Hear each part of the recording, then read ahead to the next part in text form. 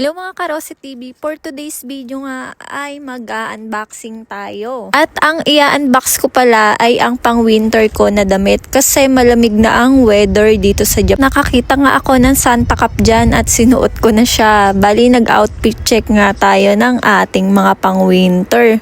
Yan po, konti lang naman po yung pang winter ko. At eto pala ang pang summer ko na damit. Bali, ililigpit ko na po siya. Kung napapansin nyo po, maliit lang yung rack ng damit ko. Kasi nga po, madalang lang ako lumabas. At pag winter dito sa Japan ay sobrang busy ng farm namin. Hinang ko nga lang dyan yung mga damit ko na pang winter na gagamitin. At iyan, ilalagay ko na po siya sa lalagyanan niya. Maliit lang po siya talaga. At maganda yung lalagyanan ko kasi ditulak siya. Ayun lang po for today's video. Bye-bye!